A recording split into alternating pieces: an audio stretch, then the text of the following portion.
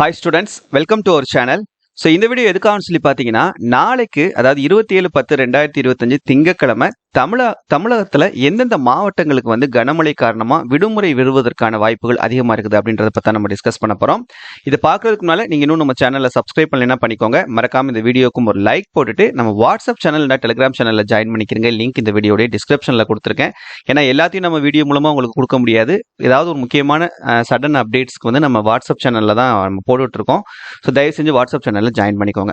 இப்போ பார்த்தீங்கன்னா ஒரு ஃப்ரெஷ் அப்டேட் என்ன அப்படின்னா, இந்த மோந்தா புயல் அப்படின்ற அந்த ஒரு புயல் வந்து நம்மளுடைய பே ஆஃப் பெங்காலில் சென்னையிலிருந்து கிட்டத்தட்ட ஒரு 850 கிலோமீட்டர்ஸ் 850 கிலோமீட்டர் தூரத்தில் ஒரு காற்றழுத்த தாழ்வு மண்டலமாக இன்னைக்கு வந்து இருந்துட்டு இருக்குது.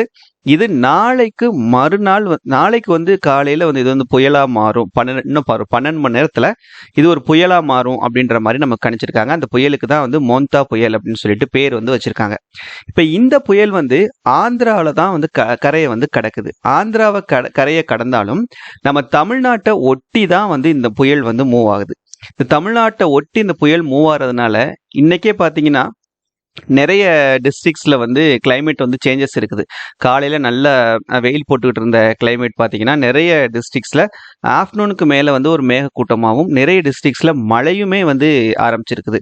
காலையில் மழை பற்றி எதுவுமே சொல்லாத இருந்தாங்க. பார்த்தீங்கன்னா இப்போ பார்த்தீங்கன்னா இன்னைக்கு அதாவது இன்னைக்கு ஞாயிற்றுக்கிழமை நைட்டு வரைக்கும் வந்து கிட்டத்தட்ட ஒரு 11 மாவட்டங்களுக்கு மேலே கனமழை வந்து பெய்யும் அப்படின்ற மாதிரி சொல்லியிருந்தாங்க. நிறைய மாவட்டங்கள் சொல்லியிருந்தாங்க. சென்னையிலேருந்து சென்னை, திருவள்ளூர், செங்கல்பட்டு, புதுக்கோட்டை, ராமநாதபுரம், ராணிப்பேட்டை இது மாதிரியான மாவட்டங்கள் எல்லாமே சொல்லியிருந்தாங்க.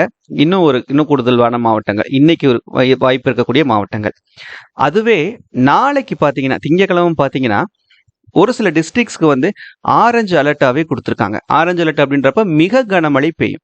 சரி, அது எந்தெந்த மாவட்டங்கள் அப்படின்றது பார்த்தீங்கன்னா பர்டிகுலரா சென்னை, திருவள்ளூர், காஞ்சிபுரம், ராணிப்பேட்டை இந்த 4 மாவட்டங்களுக்கு வந்து நமக்கு ஆரஞ்சு அலர்ட் அப்படின்னு சொல்லிட்டு நாளைக்கு வந்து கொடுத்துருக்காங்க. அப்போ ஆரஞ்சு அலர்ட் அப்படின்றப்ப அதிகமான மழை பெய்யறதுக்கான வாய்ப்புகள் இருக்குது.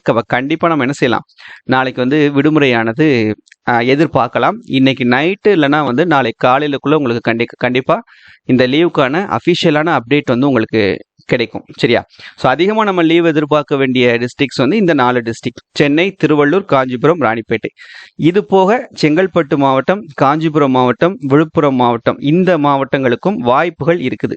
ஆரஞ்சு அலர்ட் கொடுக்கல, பட் இருந்தாலும் இந்த புயலினுடைய கணிப்புல வந்து சின்ன சின்ன மாற்றங்கள் அப்பப்போ நடந்துகிட்டே இருக்குது.